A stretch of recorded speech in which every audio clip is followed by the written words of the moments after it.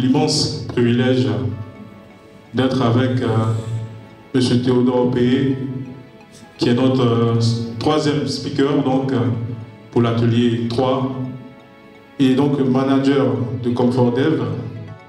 Il va nous entretenir sur son thème « Réussite dans l'éthique, compétences et mindset à développer ». Voilà, j'aimerais bien qu'on ovationne pour M. Théodore Péé. Voilà, il va donc nous offrir une masterclass sur ce thème. Monsieur Péé, vous avez la parole. Bonjour à tous. Je suis très heureux de me retrouver avec vous ce matin. Merci également à toute l'équipe qui a organisé cette activité-là, le Salon des métiers de Cocody. Donc nous allons parler du thème des compétences et du mindset à avoir dans l'entrepreneuriat dans le digital. C'est un thème très enrichissant et moi-même en le préparant relativement à mon parcours, j'ai dû me redécouvrir des choses à dire encore qui m'ont moi-même inspiré.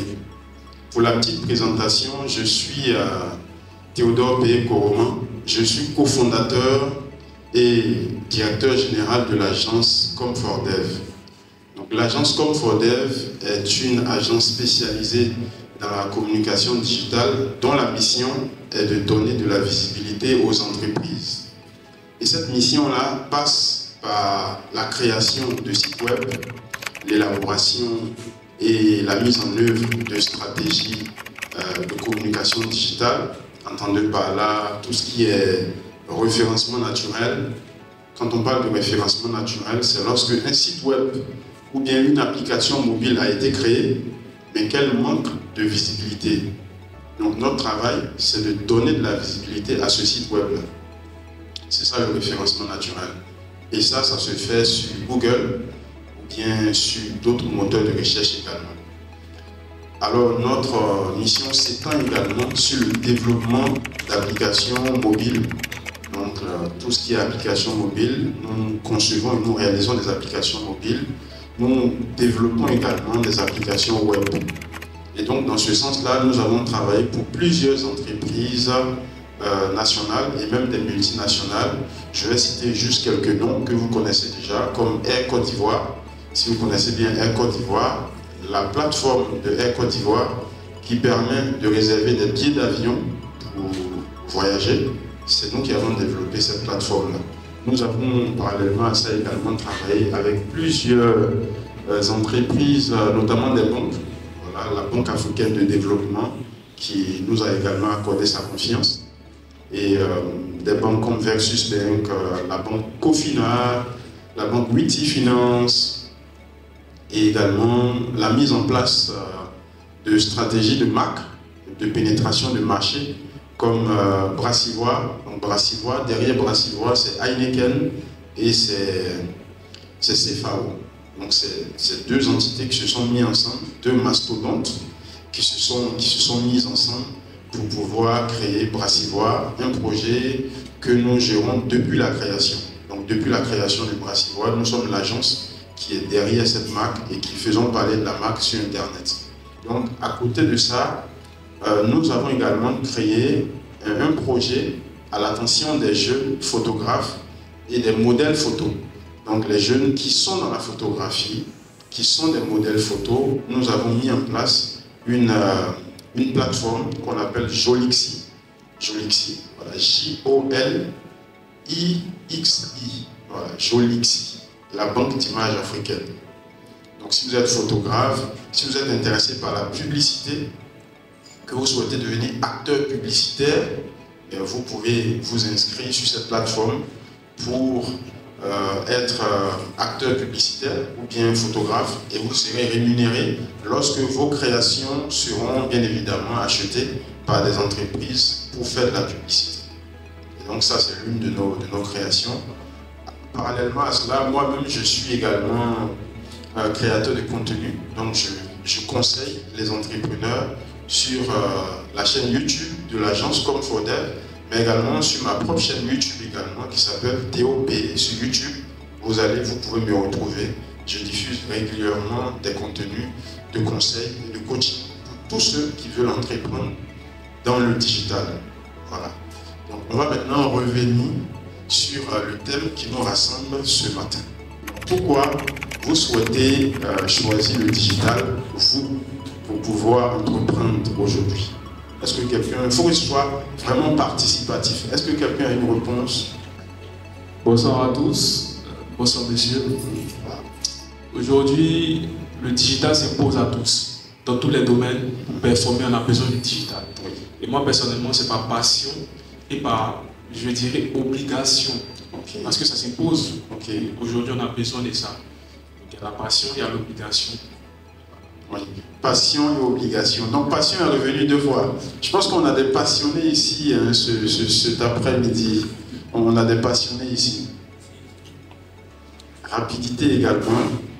Ok, super. Merci pour ces contributions. Je pense que vous avez fait sortir des éléments, des réponses très très pertinentes. Pourquoi choisir aujourd'hui l'éthique? Déjà, moi je peux vous dire que l'éthique, comme l'autre qui l'a dit, ça s'impose. Voilà, ça s'impose. Tout est en train de se digitaliser. Et de plus en plus, on va utiliser de moins en moins de papier. Voilà, on parle aujourd'hui d'écologie et tout. On va utiliser de moins en moins le papier.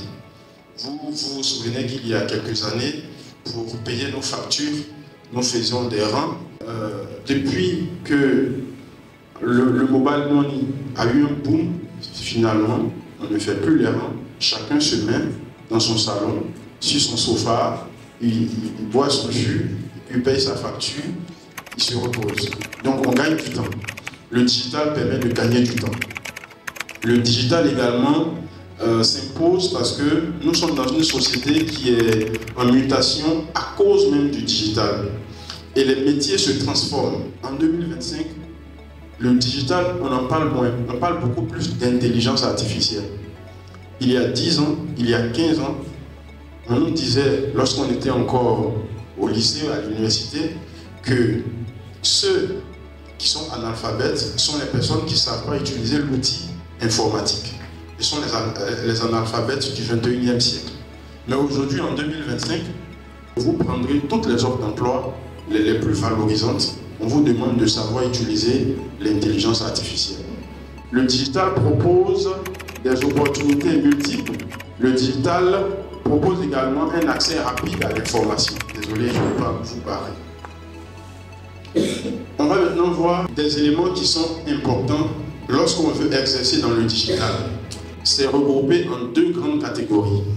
Il y a ce qu'on appelle les compétences techniques. Les compétences techniques qu'on appelle aussi les hard skills en anglais. Donc les hard skills, c'est la compétence technique. Et les hard skills qu'il faut avoir aujourd'hui, en 2025, dans le digital, ça se regroupe, on va dire, en 6 grands domaines de compétences. On a le marketing digital. Le marketing digital, quelle que soit la filière que tu as faite au lycée, à l'université, quel que soit ton domaine de compétences, tu peux devenir marketeur digital. Pourquoi? Parce que c'est très simple. Il va falloir te former simplement en ligne, apprendre à utiliser les outils du marketing digital et automatiquement tu pourras commencer à exercer comme freelancer. Donc c'est-à-dire que tu n'es pas officiellement une entreprise, mais tu proposes des prestations en tant que consultant à des entreprises qui te rémunèrent. Donc, le marketing digital s'impose aujourd'hui dans tous les pays, que ce soit en Europe, ici en Afrique, aux États-Unis. Tout le monde peut devenir marketeur digital à travers une formation de courte durée de 6 mois déjà. Tu peux avoir une très bonne prise en main et puis avoir de l'expertise pour commencer à exercer. Donc ça, c'est un premier secteur du digital. L'autre secteur aujourd'hui qui fait également boom avec l'intelligence artificielle, qui est un autre domaine également du digital, l'intelligence artificielle, je vais même citer ça en deuxième. Aujourd'hui, il y a une intelligence artificielle dans pratiquement tous les secteurs de métier. Avant, pour qu'un artiste fasse sortir une œuvre discographique, il était obligé d'aller en studio, de voir Freddy Asoba ou bien Baby Philippe, de les voir, de payer 500 000 ou bien 1 million, et puis par la suite, il va aller en studio, il va chanter, et puis son œuvre va sortir. Mais moi, je vous dis aujourd'hui que vous qui êtes là, vous pouvez devenir des artistes, sans même avoir à chanter. La seule chose que vous aurez à faire, vous allez utiliser une intelligence artificielle qui va rédiger un texte de chanson pour vous, très pertinent, qui colle avec ce que vous souhaitez créer. Et vous allez également voir une intelligence artificielle qui va chanter à votre place. Vous pouvez même lui donner votre code vocal, on va dire la tonalité, le son de votre voix. Vous allez intégrer ça dans cette IA-là. Et quand l'IA va commencer à chanter, on va penser que c'est vous qui chantez. Et vous allez pouvoir vous faire valoir comme artiste. Mais malheureusement, vous n'allez pas pouvoir faire le concert. Oui, ça c'est le réveil de la médaille parce que les vrais artistes, ils peuvent faire des concerts, mais vous ne savez pas chanter. C'est votre voix que vous avez mis dans une technologie pour chanter à votre place. Mais au moins, vous allez pouvoir encaisser parce que les gens vont acheter vos chansons sur des plateformes comme Deezer, comme Spotify, parce que vous êtes un artiste aussi. Mais un artiste IA, et c'est valable partout. Vous pouvez aujourd'hui créer des films avec l'IA. Vous pouvez créer des films avec l'IA. Et quand je dis c'est très facile, c'est vraiment très facile. Ça veut dire que vous n'avez pas besoin d'être un technicien. Vous n'avez pas besoin d'être un développeur comme moi. Vous n'avez pas besoin. Vous pouvez simplement utiliser une IA qui va tout faire à votre place. Qui va rédiger le scénario, qui va rédiger également le storyboard et qui va vous permettre de générer des films, de tout petits films. Et après, si vous voulez aller plus loin, c'est possible. Voilà, parce qu'aujourd'hui, il y a des IA qui permettent de générer des courts-métrages, voilà, des spots publicitaires. Et donc, nous-mêmes, notre projet, on va dire notre application Jolixi, la banque d'images africaine, s'est mis à jour également parce que nous avons intégré la possibilité de charger des images générées par l'intelligence artificielle. Parce que il y a des images que vous voyez aujourd'hui sur les affiches. Les affiches, par exemple, je prends la dernière campagne de Solibra où on met fièrement ivoirienne. Ça, c'est pas des personnes, c'est pas des personnes, c'est des IA. Donc, ce sont des images générées par l'intelligence artificielle.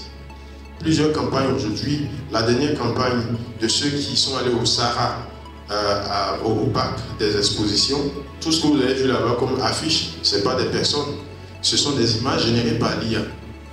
Donc, c'est des choses que vous pouvez également faire. Donc, l'intelligence artificielle, si vous êtes designer, créateur graphique, vous pouvez mettre à jour votre compétence en utilisant l'intelligence artificielle pour pouvoir concevoir, pour pouvoir créer. Et ça, c'est un métier que vous allez automatiquement embrasser.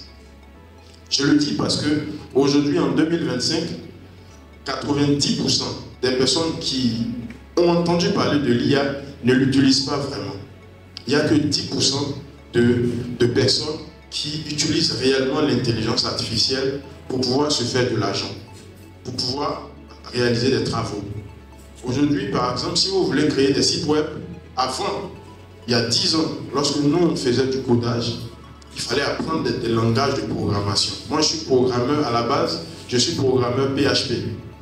Mais avec la force des choses, j'ai touché à tout ce qui concerne le développement. Mais aujourd'hui, vous n'êtes pas obligé de faire comme moi, apprendre à la base comme nous on a appris. Vous devez simplement apprendre comment fonctionne l'intelligence artificielle qui permet de générer des sites web et des applications mobiles. Et ça existe. Je vous donne rapidement quelques noms que vous connaissez déjà. ChatGPT. ChatGPT peut vous permettre de rédiger des romans, de rédiger des textes, de rédiger des discours, de rédiger n'importe quel type de rédaction. N'importe quel type de rédaction, ChatGPT peut le faire pour vous à votre place. Vous devez simplement, même avec la version gratuite, avec la version gratuite. Voilà. Et également, je prends par exemple TenWeb. TenWeb qui est une application d'intelligence artificielle qui permet de générer des sites web. Voilà. TenWeb permet de générer des sites web. Donc si vous voulez générer des sites web aujourd'hui, même si vous êtes comptable, si vous êtes commercial, même si vous êtes chauffeur, peu importe, si vous savez lire et écrire, que vous savez utiliser l'ordinateur, vous pouvez créer des sites web et des applications mobiles. C'est possible. Donc l'intelligence artificielle est venue démocratiser l'accès au métier, l'accès on va dire, même à l'information.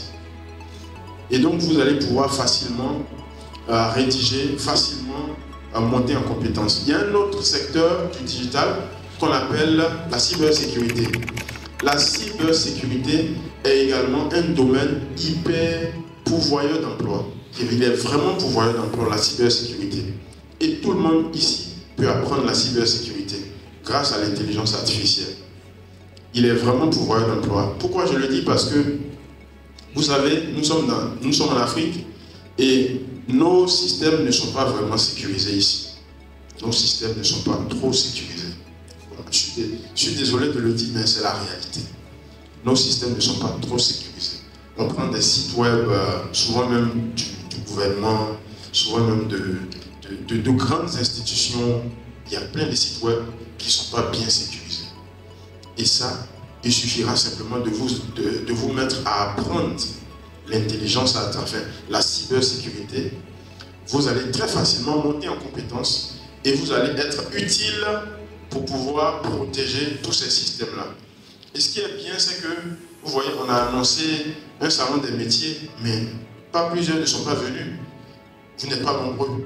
Ça veut dire que si vous vous démarquez, on aura besoin de vous parce que vous ne serez pas nombreux sur le marché. Et on a toujours besoin de personnes et on augmente la rémunération lorsqu'il y a très peu de personnes. Pour qu'il y ait beaucoup de personnes qui s'intéressent à ça. Donc la cybersécurité aujourd'hui, c'est quelque chose qui peut également être porteur et pourvoyeur d'emploi. Il y a également la création de contenu. Vous pouvez vous mettre à créer du contenu. Vous pouvez vous mettre à créer du contenu. Et aujourd'hui, c'est très facile de créer du contenu. Voilà. Il y a un créateur de contenu qui utilise l'intelligence artificielle pour créer du contenu. Il a créé un personnage fictif. Il a signé des contrats avec des marques, de grandes marques. Ils ont voulu rencontrer le personnage en question, mais il s'est trouvé que le personnage n'existait pas. Donc c'est un monsieur qui est venu, il dit non, c'est moi qui suis derrière ce projet, vous m'avez appelé, et vous souhaitez signer un contrat avec moi pour pouvoir lancer votre marque. Donc vous pouvez également le faire. Tout le monde peut le faire. Tout le monde, quand je dis tout le monde peut le faire. Savoir juste lire et écrire, savoir utiliser l'ordinateur, et je sais que tout le monde ici sait le faire, donc tout le monde peut le faire. Il y a également un autre secteur du digital qui est vraiment pourvoyeur d'emploi, qui est la création graphique. La création graphique. Créer des affiches ou bien même la création vidéo. Tout le monde peut le faire aujourd'hui parce que l'intelligence artificielle est venue donner un accès beaucoup plus facile à ce métier. Voilà.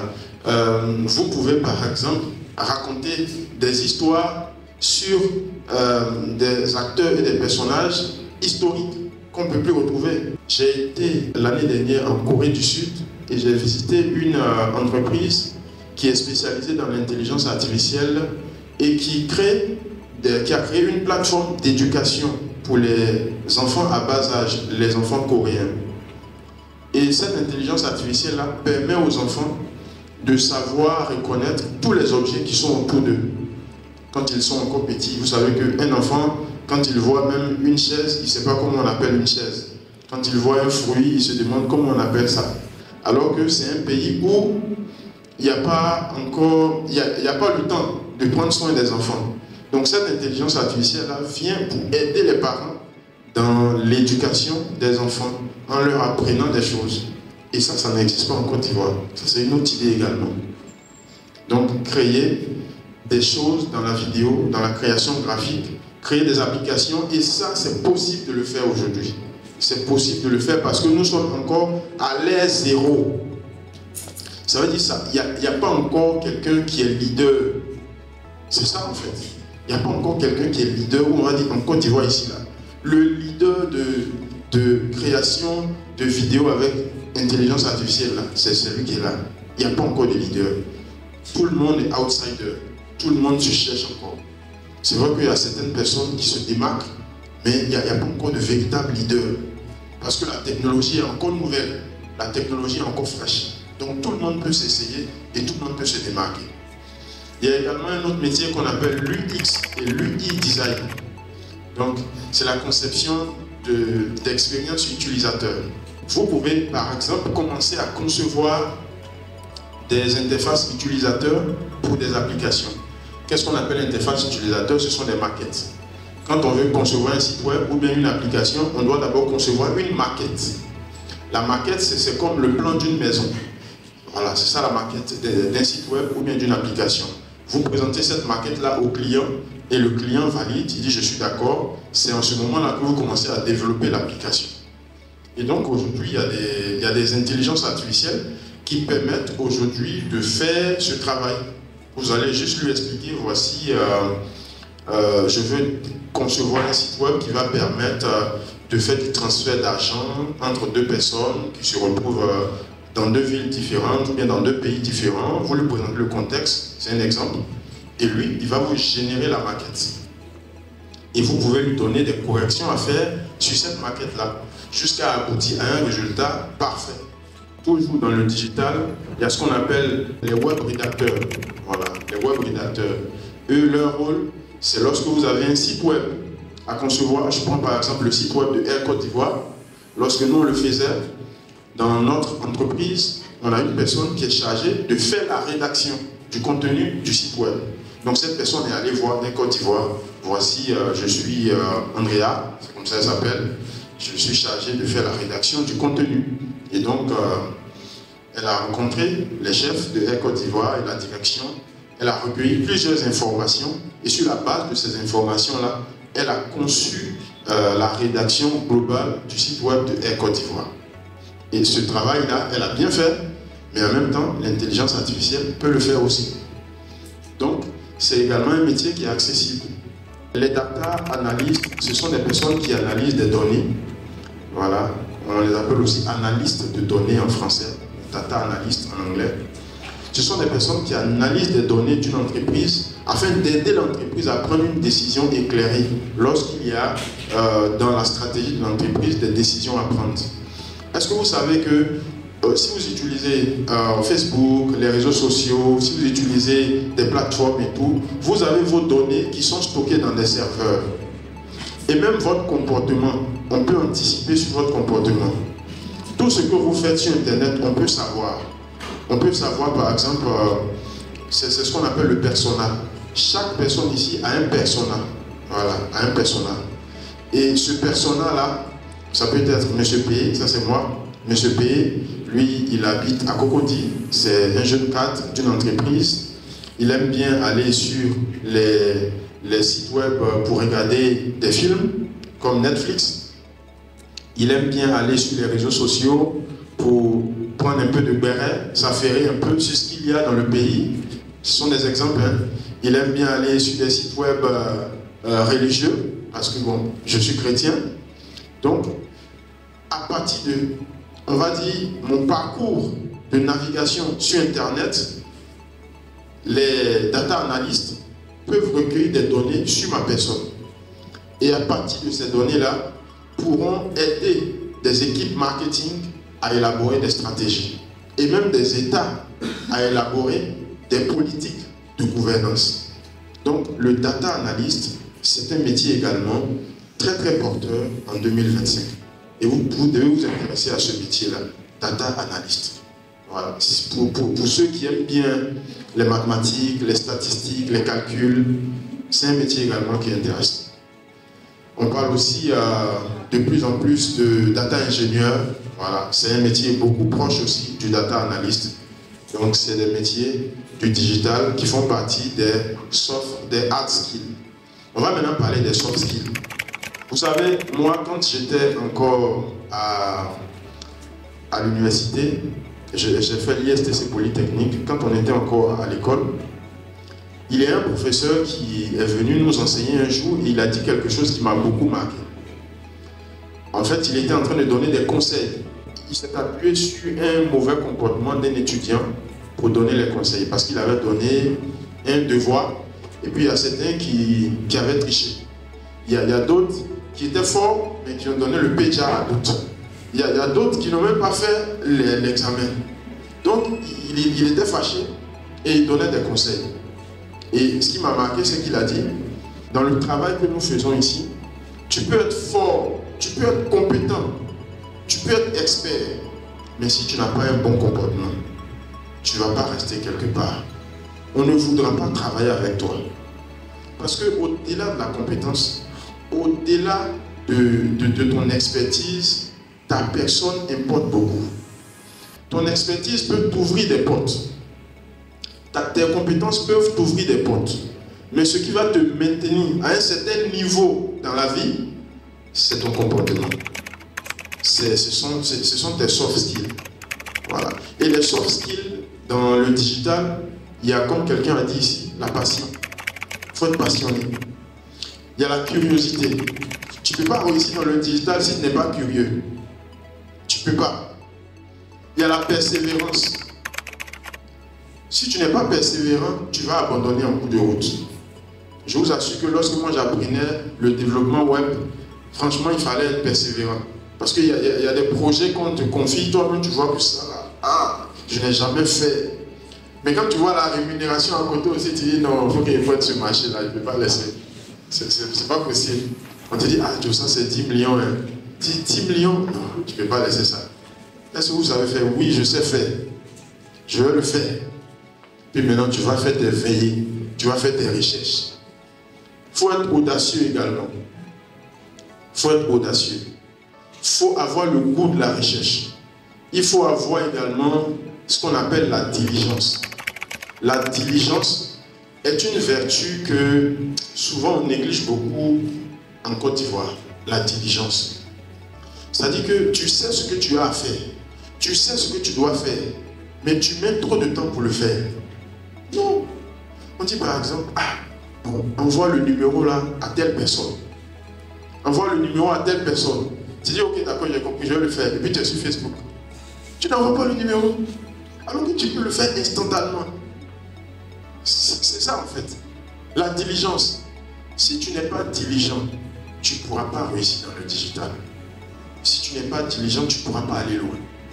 La diligence, par définition, est le fait de pouvoir bien exécuter des tâches qui te sont confiées et dans un délai rapide. Dans un délai rapide.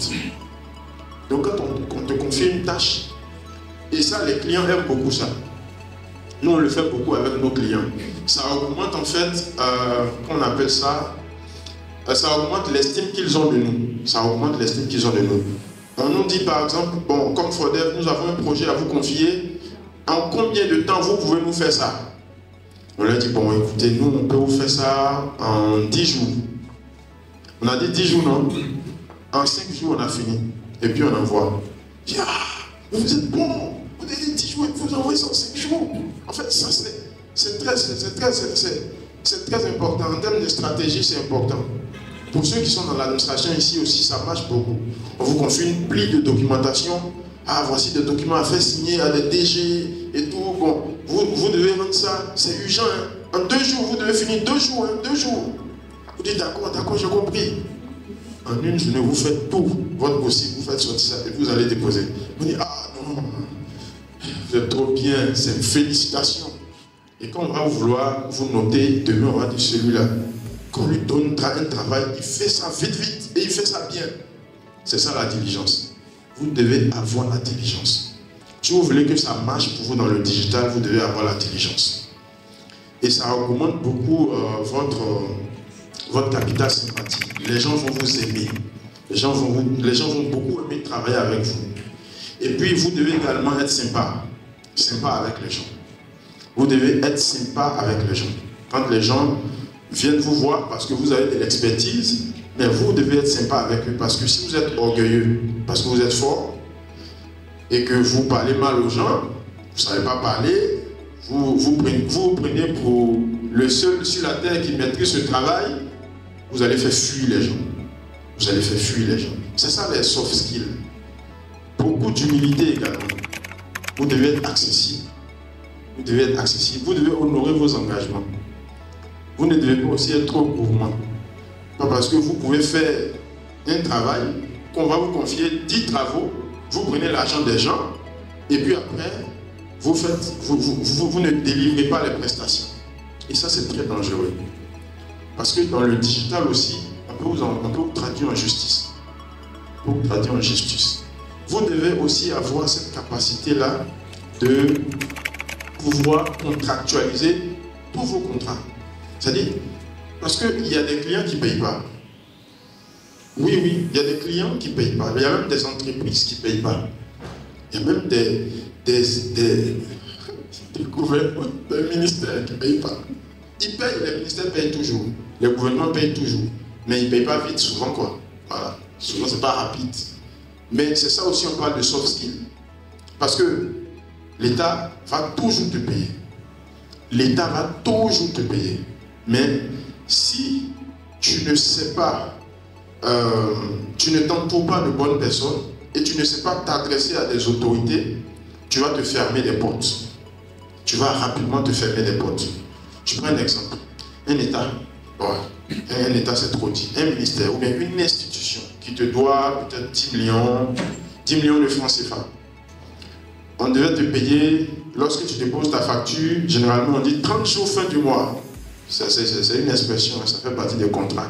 Vous allez beaucoup entendre ça si vous êtes dans le digital. 30 jours fin du mois, ou bien 40 jours fin du mois. Ça veut dire quand vous déposez votre facture là, 30 jours après, on doit vous payer. Si M. Ali se fâche, il dit, mais maître, depuis vous avez dit vous allez nous payer, vous ne payez pas. Mais pourquoi? Je ne suis pas d'accord. Non, ce n'est pas normal, vous ne respectez pas vos engagements. Nous allons bloquer votre site web. Ce n'est pas M. Ali qui parle, hein. C'est l'entreprise pour laquelle M. Ali travaille qui est en train de parler. Qu'est-ce qui va se passer dans ce genre de cas-là? Ils vont rompre le contrat avec l'entreprise. M. Ali même, si son patron aussi, il est bien fâché, il va le renvoyer. Pourquoi? Parce que M. Ali n'a pas su se maîtriser. Quand tu parles au nom d'une entreprise, tu dois parler avec professionnalisme. Ça fait partie des soft skills. Tu dois être professionnel.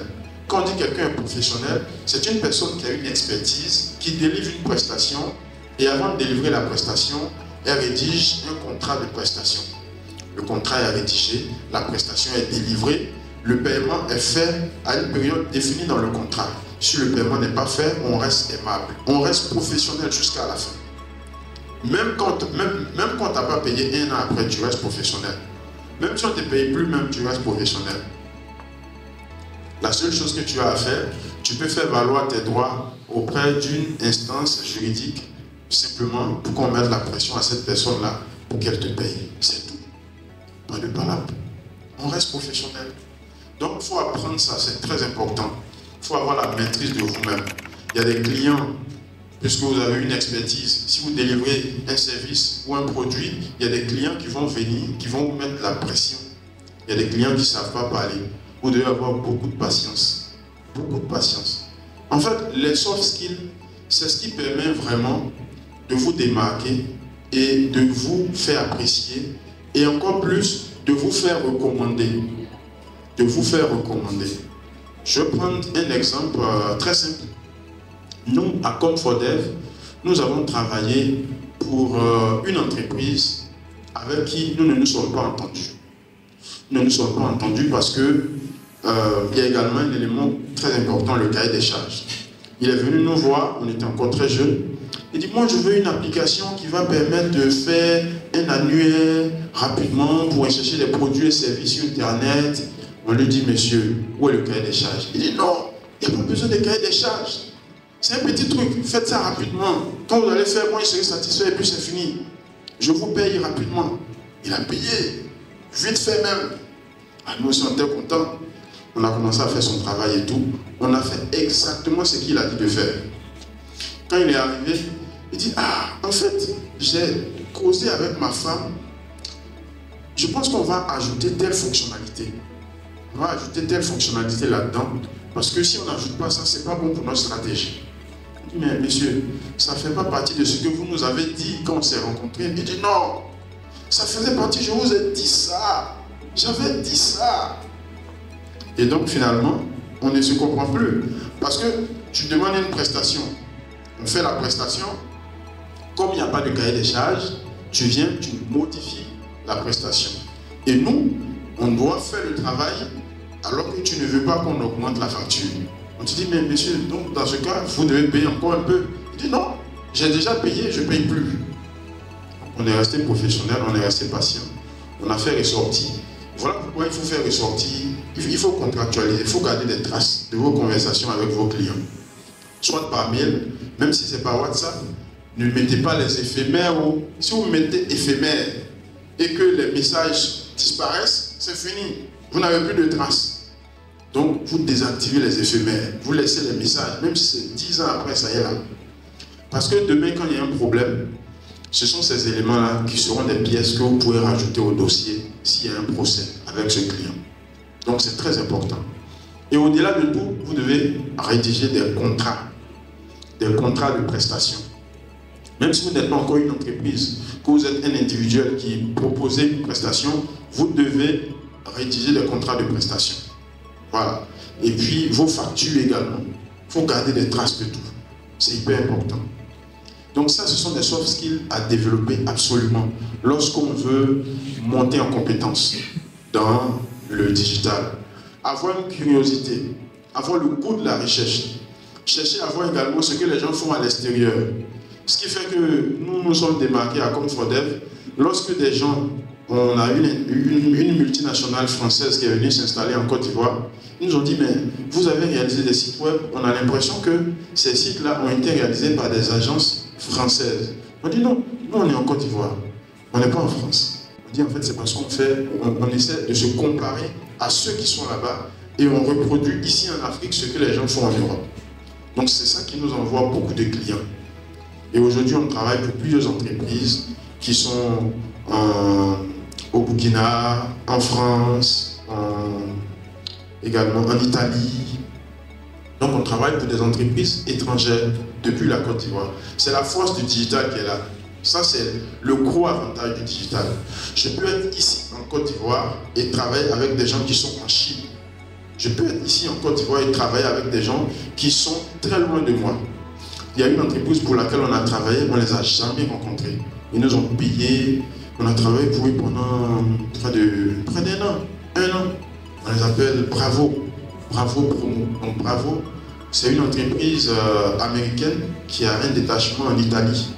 On a travaillé pour Bravo, ils nous ont contactés, on a fait des visioconférences, ils nous ont payé, ils ont fait des virements à l'international, l'argent est venu, on ne les a jamais vus.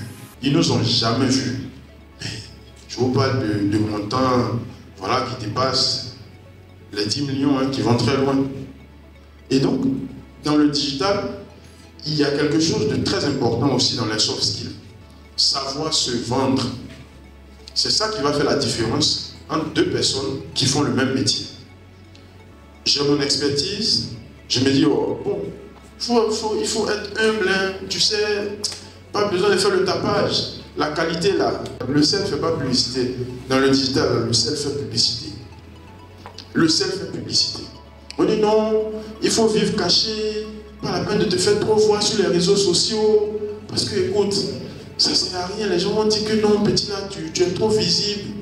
Il faut être visible. Hein. Il faut être visible, je vous dis. Je vous raconte une petite anecdote. Vous savez, d'abord, ça commence par quoi? Nous sommes nés de familles modestes. Vous voyez, nous, mon papa n'est pas ministre. Je ne suis pas né d'une famille bourgeoise. Et je fais les métiers du digital. Si je ne parle pas de mon travail, il y a des personnes, il y avait quelqu'un dans mon entourage qui savait même pas ce que je faisais. C'est ce qui m'a poussé à faire beaucoup de tapage sur les réseaux sociaux. Il y avait quelqu'un dans l'église, à l'église, qui ne savait pas que moi j'étais dans le digital, que je faisais des applications, des sites web. Et un jour, il demandait, et puis on lui a dit, mais le jeune homme qui est là, il fait ça. J'ai déjà donné le marché à quelqu'un d'autre. J'ai déjà donné le marché à quelqu'un d'autre. Je ne savais même pas que lui, il faisait ça. J'ai dit, ah bon, il ne savait pas? Il dit, ah, c'est pas normal. À partir de ce jour-là, j'ai commencé à faire des vidéos, j'ai commencé à faire beaucoup de tapage. Parce que ceux qui disent que quand on vit caché, on vit heureux, ce sont les enfants des ministres, ce sont les enfants des présidents. Eux, leurs parents ont déjà ouvert le chemin. Eux, ils doivent vivre cachés. Parce qu'on les connaît déjà. On les connaît déjà. Quand tu le vois, quand tu entends son nom, tu dis, ah, lui, c'est le fils de tant. Voilà. Lui, il doit vivre caché. Mais toi, tu as Yopougon ici avec nous. Tes parents ne sont pas connus. Tu fais un travail, tu as besoin d'avoir des clients, et puis tu veux vivre caché. Tu ne dois pas vivre caché. Dans le digital, tu dois savoir te vendre. Tu dois faire ta publicité. Tu dois te positionner. C'est très important. Si tu ne te positionnes pas, on ne te verra pas. Qu'est-ce qui a fait la différence entre nous et les agences qui ont été créées longtemps avant nous? C'est notre référencement naturel. Je vous dis, c'est notre référencement naturel. Pourquoi nous sommes en Côte d'Ivoire et on va arracher des marchés à des grandes entreprises telles que Vaudou? C'est notre référencement naturel. Parce que Vaudou, ils sont puissants. Il y a longtemps, ils existent. Mais c'est parce qu'on a su se vendre. Quand on voit notre site web, on ne sait pas que nous sommes ici en Côte d'Ivoire. On ne sait pas que nous sommes en Afrique. Donc nous sommes régulièrement contactés. Et le référencement, c'est important que je vous explique ça, parce que je pense qu'il y a certains qui ne comprennent pas bien quand je parle de référencement naturel. Le référencement naturel, là, c'est très simple.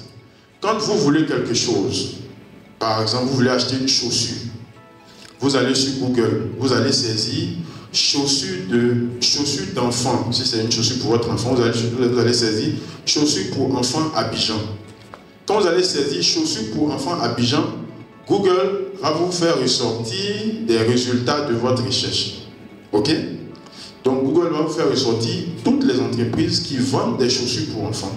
Ou bien des sites web qui parlent de chaussures pour enfants.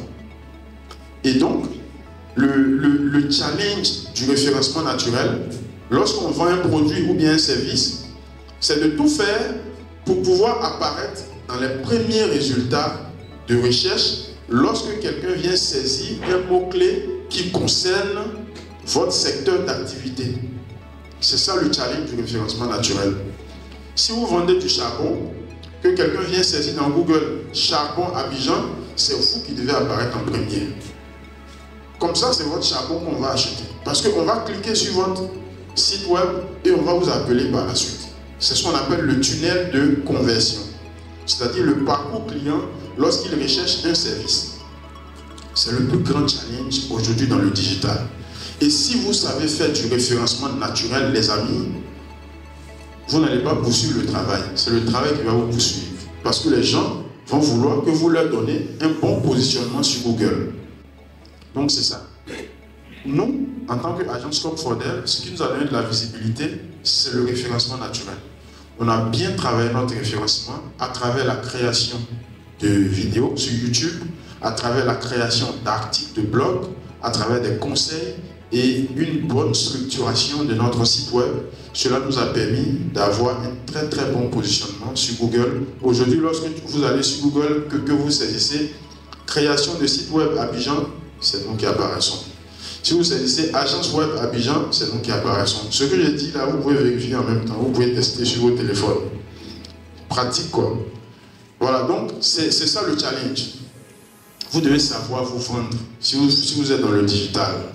Et vous devez également savoir vous présenter rapidement. Partout où vous allez, vous devez avoir une présentation de vous-même. Parce que souvent, vous arrivez quelque part, ça peut être à l'église ou à la mosquée, quelque part où vous priez ou vous allez à une rencontre et puis on dit, bien, celui-là il est dans le digital, hein. Il faut lui demander, peut-être qu'il peut t'aider. Ah monsieur, présentez-vous. Vous ne savez pas vous présenter. Vous ne savez pas présenter votre entreprise. Vous devez avoir cette capacité de synthèse-là à vous présenter rapidement, à présenter vos produits et services. C'est hyper important. J'ai vraiment mis du temps sur les soft skills parce que c'est la clé. Au début, tu n'as pas les gros, c'est-à-dire que les grosses rémunérations, tu ne les as pas. Il faut comprendre que tout commence petit. Tout travail que tu fais dans la vie, tout commence petit. Quand tu commences à mettre tu as quelque chose de grand, il faut avoir peur. Tout doit commencer petit. Donc au début, il faut accepter les petites prestations qui sont des challenges. Et tu dois bien les faire. Bien faire ton travail. Parce que c'est le travail qui va te démarquer. Quand nous nous sommes constitués en entreprise, on ne cherchait pas plusieurs clients. On cherchait juste un peu de clients, mais bien faire le travail. Et donc après ça, on a commencé à rapidement travailler sur des projets. Et puis ça nous a donné des recommandations. Parce que quand tu satisfais un client, il est content et il te dit, ah, celui-là, c'est lui qui a fait le travail, je te le recommande. Celui-ci, c'est lui qui a fait, je te le recommande. Moi-même, mon premier emploi, c'est à travers la recommandation. J'avais un ami qui a étudié à l'INPHP, qui travaillait dans une entreprise où ils avaient besoin d'un graphiste. Et moi, j'étais le graphiste d'une association à laquelle nous appartenions ensemble. Donc, nous étions tous les deux membres de cette association-là. Et donc, quand il a entendu que dans l'entreprise, on cherche un graphiste, il m'a automatiquement appelé. Il dit, je vous recommande ce monsieur-là. Il est très fort.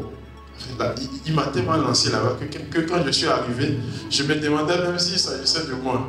Il dit, il est très fort, il sait tout faire. Il va vous concevoir des vrais supports ici. Voici un peu la présentation. Je propose, s'il y a quelques questions, on peut interagir ensemble. Bonjour à tout le monde. Moi, je m'appelle Daniel Joël. Et bon, j'ai une question, mais avec votre permission, je vais vous dire l'état actuel au plan professionnel. Bon, là, actuellement, je suis conseiller client dans une entreprise et je finis au mois d'octobre. Donc, je suivais sur les réseaux sociaux qu'il y avait une formation en community management et j'aimerais faire carrière dans le marketing digital. Donc, j'aimerais savoir un peu comment est-ce que je peux faire la première étape que je dois aborder si je fais carrière dans le marketing digital. Dans le marketing digital, les compétences à acquérir sont les leviers.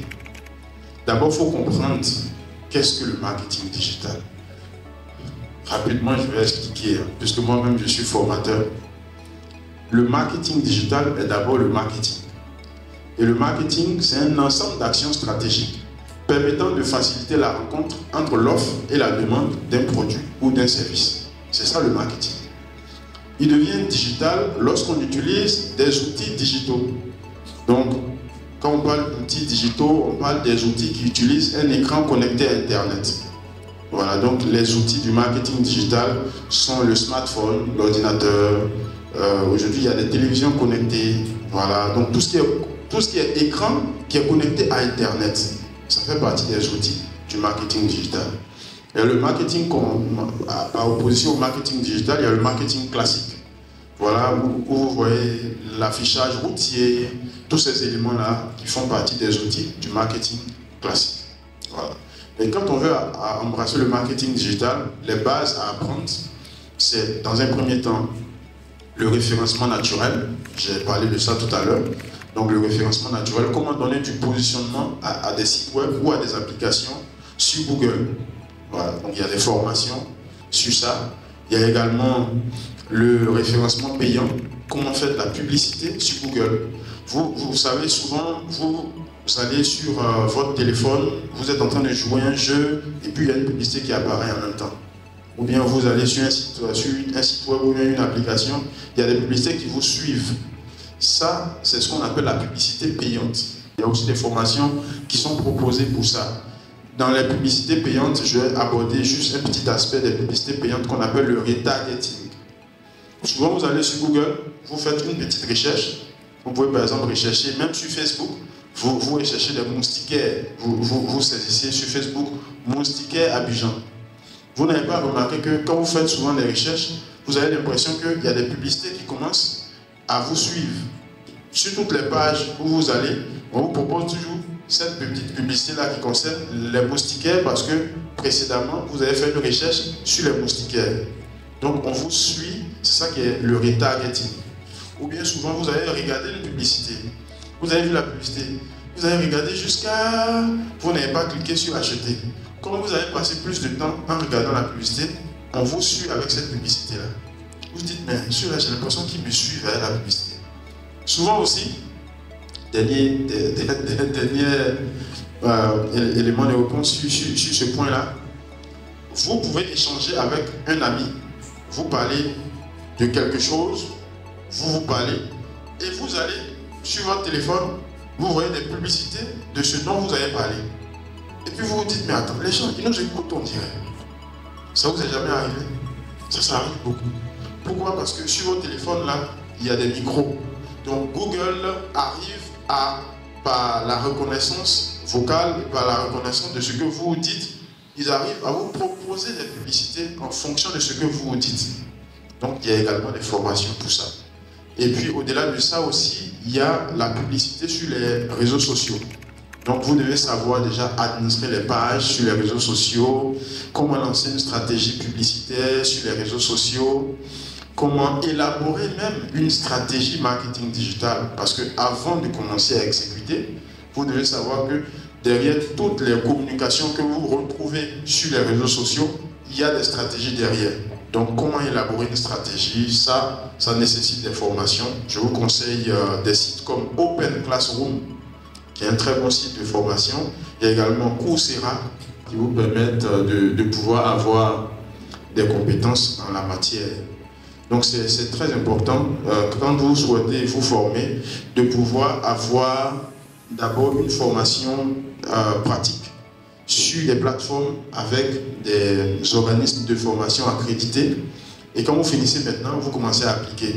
Ne vous mettez pas directement sur le tas, vous allez regarder seulement un seul tutoriel et puis vous dites, bon, moi je suis un formateur, je suis un expert, je sais faire ceci ou cela. Si vous faites ça, vous allez récolter souvent des humiliations. Parce qu'il y a des éléments que vous n'allez pas connaître et puis vous allez pouvoir prendre des rémunérations et ne pas pouvoir délivrer les prestations.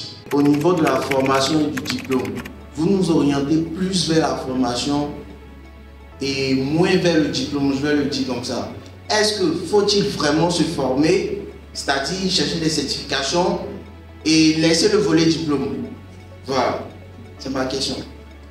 Tout dépend de là où on se trouve. Les certifications sont des diplômes. Les diplômes qu'on reçoit à l'école sont aussi des diplômes.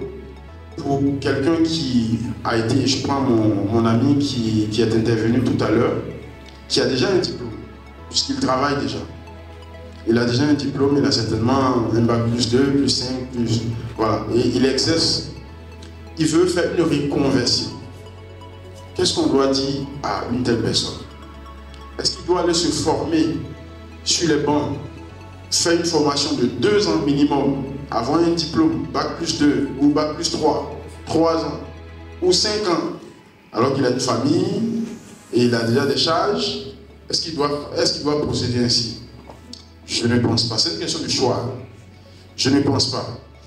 Pourquoi? Parce que à côté de ces formations classiques que nous connaissons déjà, il y a des formations pratiques qui sont des certifications. Et à l'issue de ces certifications-là, vous pouvez avoir de la compétence à proposer à des entreprises qui seront des compléments à votre diplôme que vous avez déjà obtenu précédemment. Ça veut dire que vous avez déjà un diplôme. Donc le diplôme que vous avez, il vous sert. Vous avez un bac plus 2, vous avez un niveau bac plus 2. Vous avez un bac plus 3 ou plus 5, vous avez un niveau bien défini. Est-ce que vous devez encore aller faire d'autres bac plus 2 ou d'autres bac plus 3 pour avoir un diplôme nécessairement avant d'exercer dans ce secteur? Non, pour moi je dis non. Vous pouvez simplement vous former, avoir de la compétence et vendre cette compétence-là. Et pour ça, il y a des plateformes de formation de courte durée. Parfois c'est 6 mois. Sur Open Classroom, il y a des formations de 6 mois, de 9 mois, de 12 mois, qui vous mettent à des niveaux et qui vous donnent des certificats qui sont reconnus, qui font même parfois office de diplôme. Il y a des formations de 9 mois sur Open Classroom qui sont l'équivalent de Bac plus 3 reconnus par le ministère de l'Éducation supérieure en France. Et donc, pour moi, je conseille plus des formations de courte durée pour des personnes qui sont déjà diplômées. Pour des personnes qui sont déjà diplômées et qui veulent rapidement faire une reconversion. Il y a également ce qu'on appelle des hackathons. Pour ceux qui sont dans le développement, il y a des hackathons. Donc, ce sont des formations d'une semaine, mais très intenses. Et souvent, à l'issue de ça, vous avez directement une compétence que vous pouvez faire valoir. Donc, il y a plusieurs types de formations qui existent aujourd'hui, mais le choix est très relatif en fonction de vos réalités et de vos objectifs. Voilà, d'abord, avant de commencer, bonjour tout le monde. Je voudrais dire bonjour et félicitations encore à mon ami de promotion des. Voilà, je suis passé juste ici pour lui dire bonjour. Donc c'est pour apporter une élément de réponse à la question précédente. Voilà. Moi je me présente, je suis M. Kamate Siaka. Je fais mes études en fait ici avec la ISDC, après j'ai continué en France où je suis aujourd'hui DevOps dans un ministère. Voilà. Donc concernant ce qu'il a demandé, en fait, je voulais dire que en développement en informatique, les diplômes c'est super important, surtout pour négocier un salaire. Mais après, ce qu'on regarde le plus une fois que ton contrat en fait, il est signé, c'est ta compétence pratique. Et en général, tu ne passeras pas du tout la période d'essai, même si tu as un doctorat et que techniquement, en fait, tu es vraiment faible. Donc, comme il a dit, en fait, il faut vraiment mettre l'accent sur l'auto-formation d'abord. Voilà, l'auto-formation, après aussi essayer de faire grandir ses propres capacités pour être le plus opérationnel possible, parce que c'est un domaine où c'est vraiment l'expérience qui se vend et pas forcément le diplôme. Pas que le diplôme, c'est très bien déjà pour décrocher un entretien. Voilà, en gros, c'est un peu ça. Merci. Merci. Chers participants, nous avons un responsable d'entreprise qui nous a entretenus. On va encore lui dire merci. Tant qu'il est là, on va lui dire merci. Voilà. Merci, monsieur le Président. C'est une photo rapidement avec ceux qui ont participé.